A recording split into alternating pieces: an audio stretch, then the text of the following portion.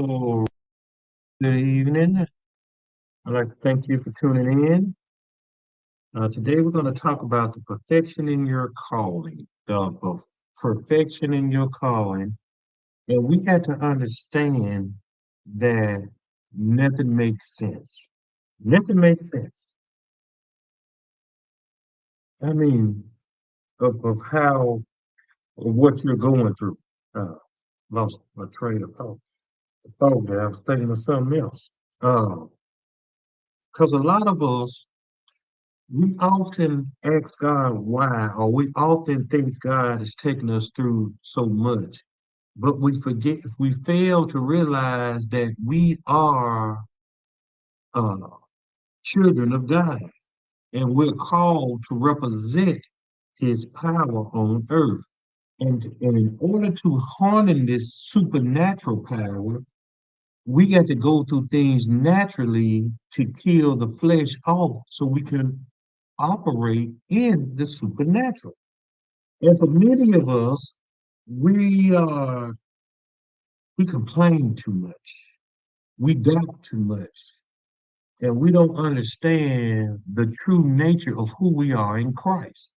So here in we're going to be in Hebrews 5 today, and we're going to talk about the high priest. Because what we're setting up to go into our series to finish talking about sonship. And if many of you don't understand why you're going through what you're going through, you won't understand what sonship really is and how that develops you into a kingdom disciple. I ain't talking about church disciples. Church disciples rely on man and man's rules. Kingdom disciples, we live in a different principle because we are oftentimes tasked with having a different mindset, operate in a different area that's most often not seen by everyday people. So here, Hebrews 5 and 1, it goes and says, "For every high priest taken from among men is appointed for men in things pertaining to God." So what we got to look at is that if we're going to follow after our big brother Christ and be considered a high priest, we got to know that we are appointed for the job. But what we are appointed for the job is things pertaining to God. What does that mean? That means what you're going to has already been preordained, been pre-orchestrated, been pre-approved by God. So for many of us who live what we would call to people who hear our testimony a hellacious life, we got to understand we had to be molested. We had to be abused. We had to be on drugs. We had to be hoarse. We had to be liars and thieves and drug addicts because he says, I'm going to show other people who they are through them. And if we don't go through what he's ordained us to go through, then we can't show God to the people who know who he is. It goes on and says that he may offer both gifts and sacrifices for sin. So what? See, that's what I don't think. That's what I don't think we get that verse there. That he may offer both gifts and sacrifices. So watch this. I'm gonna allow him to be raised up with a mindset of just a whoremonger. And when I get through, let him live that whoremonger's life, that thieving life, that lying life. I'm gonna change him.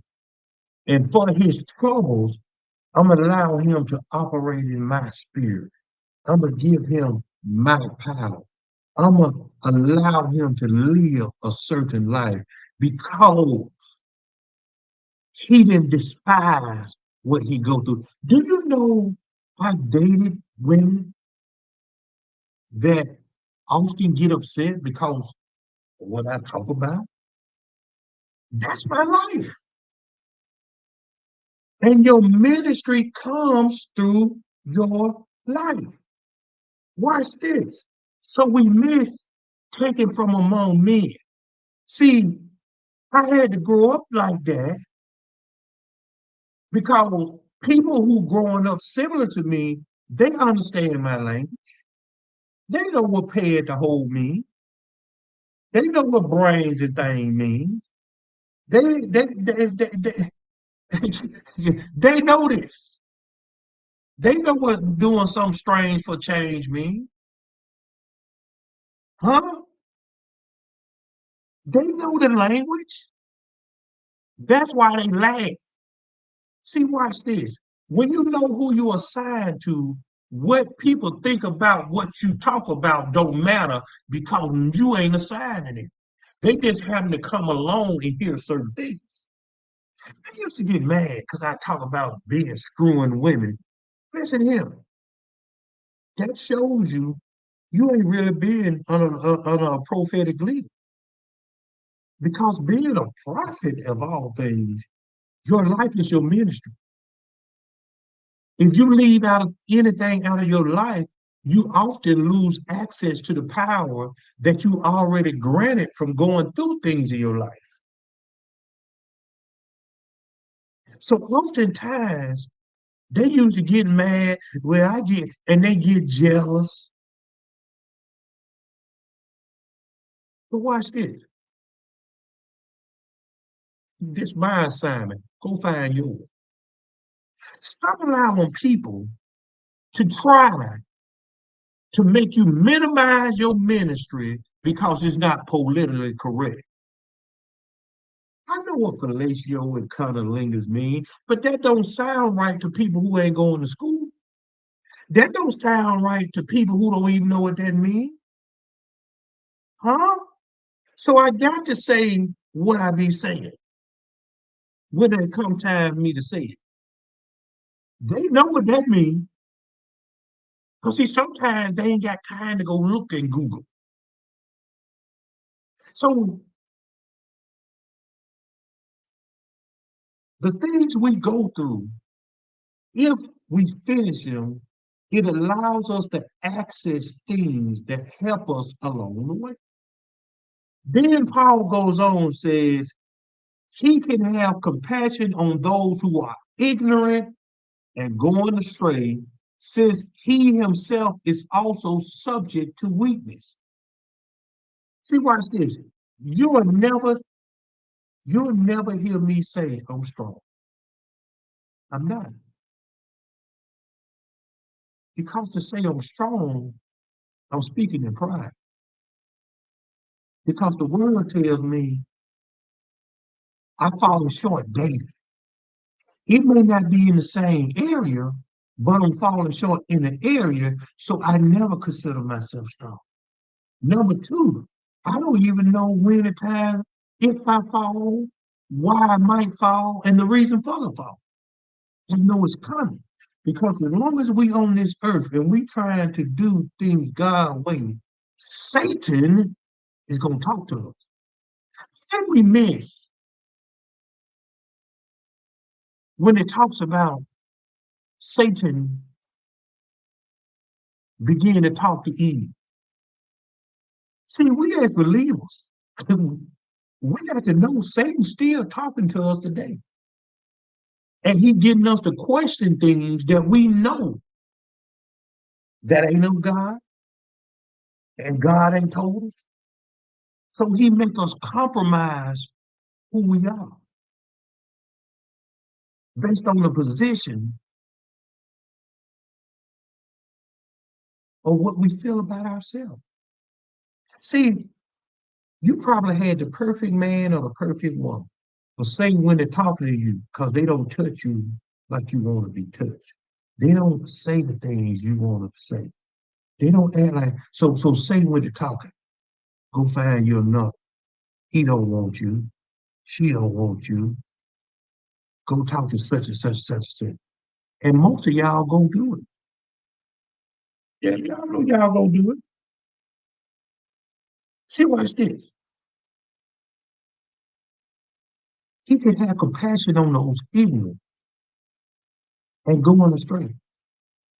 See when you are in sonship, I don't care if you cussed me out from A to Z.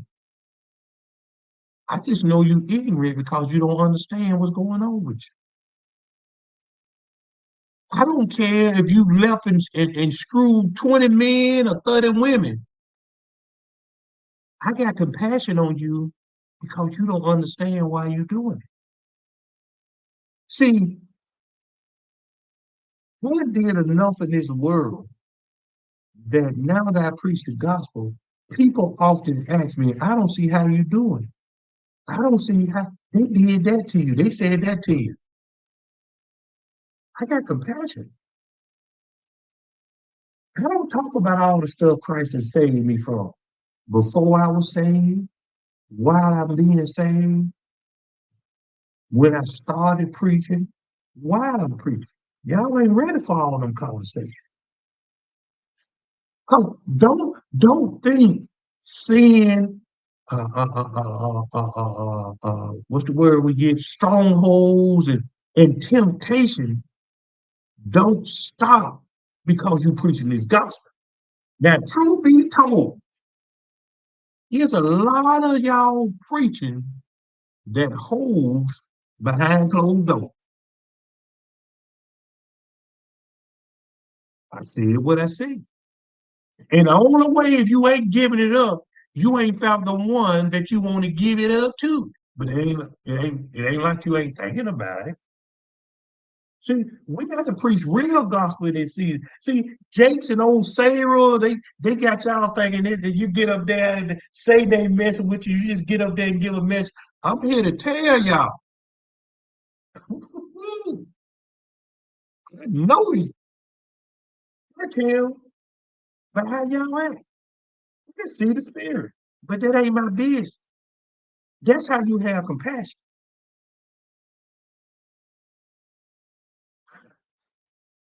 It says, because of this, he is required, as for the people, so also for himself to offer sacrifice for sin, and no man takes this honor to himself, but he is called by who is called by God, just as Abel was.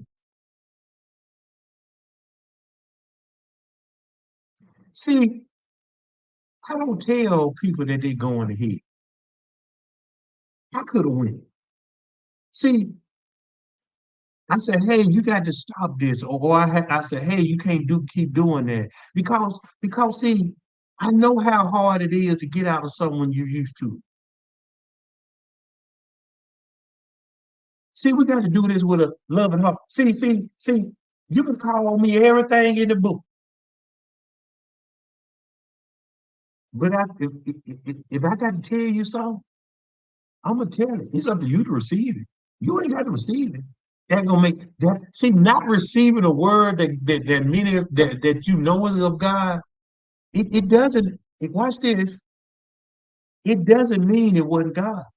That means that spirit didn't want you to hear. And some of us got to understand, and that's why I'm like I am. We still subject to weakness. Christ was still subject to weakness. Why you think he said, "Can y'all pray with me?" Why you think he said, "Take this cup from me"? He still, as powerful as he was, he still was subject to some kind of weakness. See, I know my weakness, but in my weakness, I still understand why some of them I allow to have free course and I don't even stop it.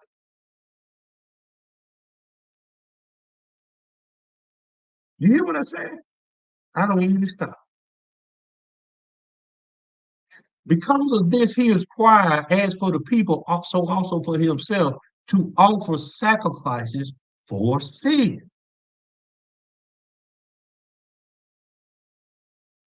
Y'all didn't understand what it said. Did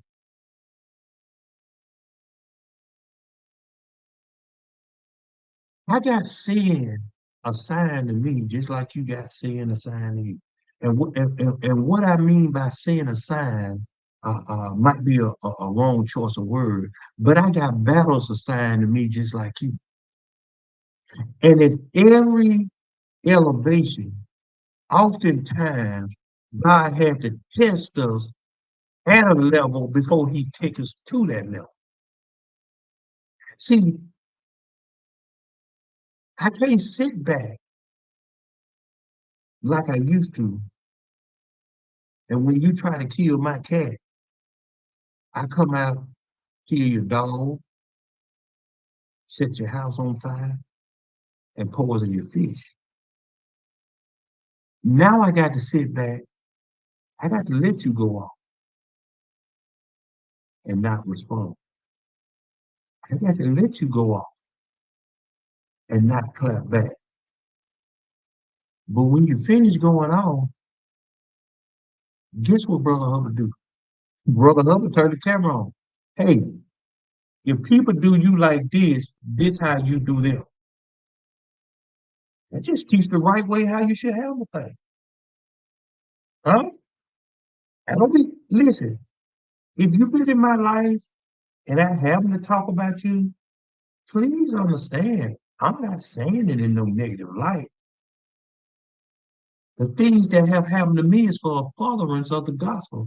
All I'm trying to tell people is I go through the same thing they go through, but I handle it different.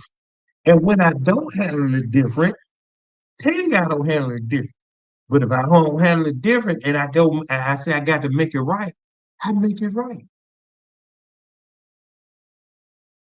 See, you got people sitting in leadership position that think they sugar honey iced tea don't stink, but it's smelling all over the world. And no man takes this honor to himself, but he who is called by God, just as a word. See, the reason a lot of people can't understand your ministry is because you got a lot of people that ain't called by God. They ain't. They learned God. They seen areas where they can operate in. And then they went to school and they learned the rules of religion and their language. Ain't nothing wrong with that if that's what you want to do. But nothing you learn in a book can never can never trump anything that's given in the spirit. Never. Never. And so a lot of people are in a position of honor, but are dishonorable. A lot of people are being dishonored when they should have been honored. You know what the problem is? They haven't been qualified. See, because of these religious routines we got going on, all you got to do is pass minister and training class. If give a few dollars and be consistent, kiss a little tail. For some of you, got to go in the pastor study and toot it up, and then you got a license to preach. But you mean as a rattlesnake. You ain't got no people skill. You don't even hear the voice of God. You don't even know how to say I'm sorry. You don't even understand forgiveness. You got a collar around your neck and a license in your hand. You trash. So also Christ, verse 5, did not glorify himself to become high priest, but it was he who said to him, You are my son, today I have begotten you. As he says in another place, You are my priest forever, according to the order of Melchizedek. I didn't glorify myself.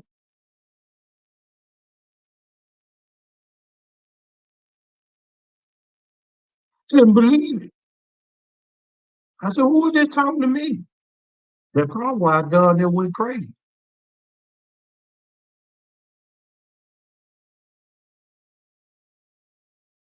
I just said, I think God want me to preach. That's all I said. And then, old pastor now, when you got to get a minister in training class and you got to do this, you got to do that. They gave me the whole list. But that Holy Spirit said, we're gonna give you a license and a man ain't gonna lay a hand on you. What I go tell people that for? That ain't the way to done. You crazy. That ain't God.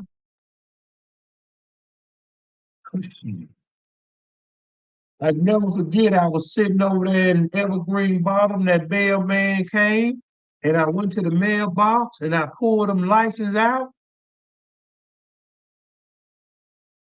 Well, I seen who this from. I said, what he writing me for?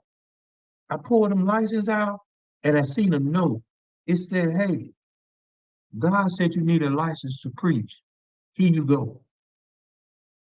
I put that license on my little study in my office. I called one of the people who I said it to, the church gossiper, a female. I said, hey, come over here. I want to show you something. Came over. I said, go in here. I said, look on my wall.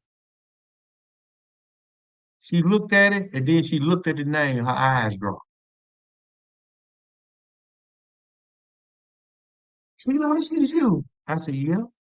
I said, I told you God said he gonna give me a license and the man ain't gonna lay a hand on me.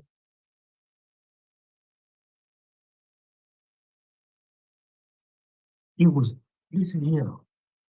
At that time, this was the biggest international prophet, especially in the city of Birmingham. I mean, internationally, no. Y'all heard it. I know some of y'all ain't heard this testimony, so I'm gonna have to read. He used to go when Queen Elizabeth was living. He used to go over there every year and prophesy to the Queen in that big old castle. Yeah, yeah. And after she walked out that house, he said, "Now take it down and burn it. I just want people. I want people to know what I said is true, and I wanted you to know, cause see, you know what? I said, God, that ain't the way it goes. I've been looking. They got to do this, this, and that. He never spoke. I set it on fire in my garbage can. I ain't looked back since then. God glorified me. See, that's why these heathen that come around here, that ain't God. Who he think he is? He this, he that, you this, you that. Have God glorified you or have man glorified you? Well, y'all see all that mess going up in Washington? Now watch this now. Let's make it sense. Anytime something crashes, the news on it.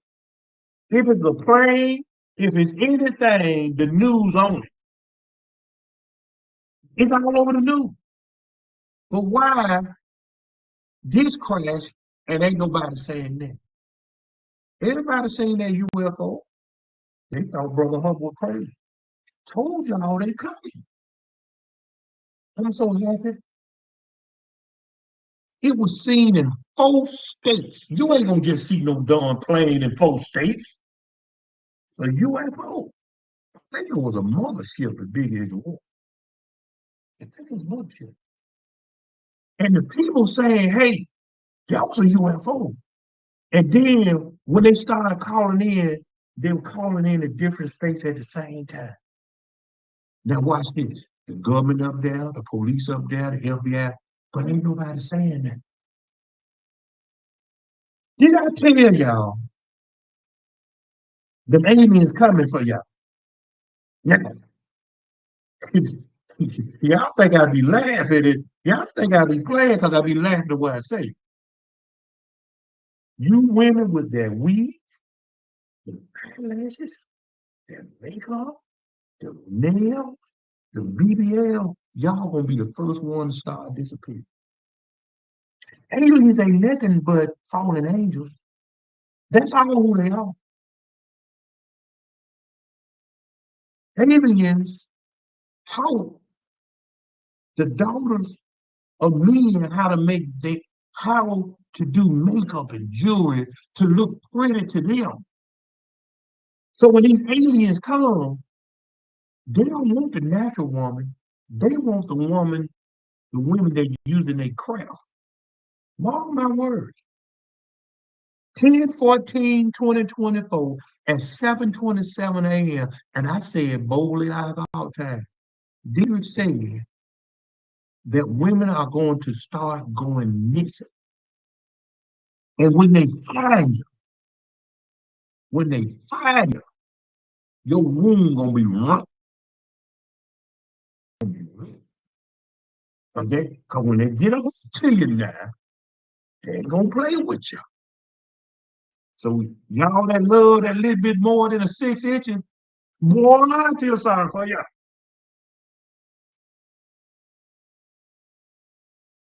But you know what really gonna get people scared? Y'all know the dinosaurs ain't dead, don't you? They're in a suspended state of animation. And God has them hidden in plain sight. I've already seen this in a vision and seen something in person. He gonna wake them up. That's why they didn't die off. They still around now. They still around, but I'm just dumb enough to say it. Watch this. When I started telling people alien for real, I was crazy. Y'all go back and look at that whatever they do up in Congress when they had that meeting when something happened and they told y'all that they got alien technologies and aliens.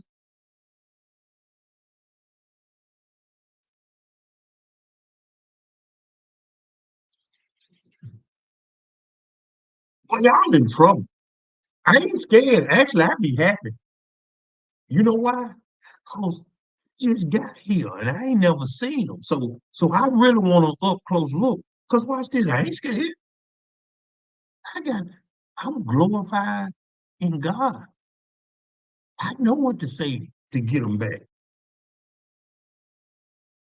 So watch this.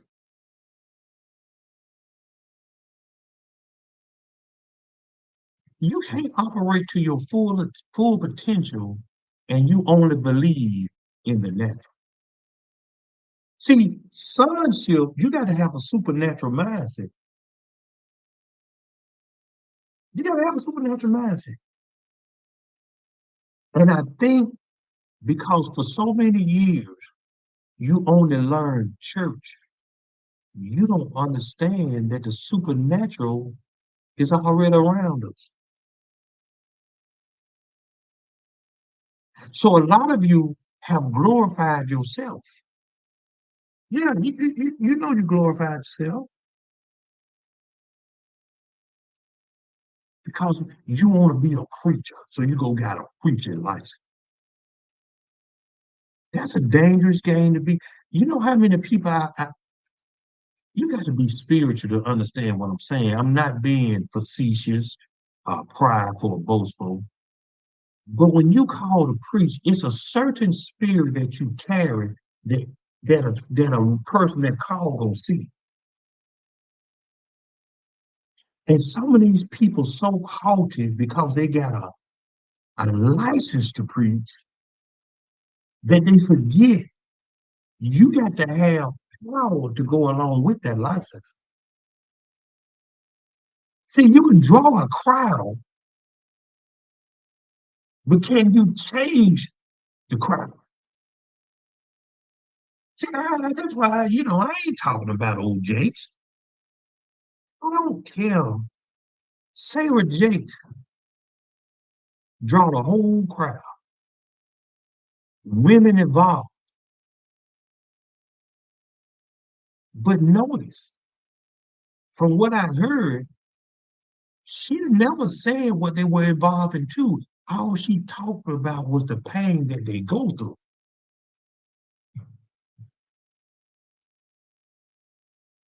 Y'all be so caught up in the person's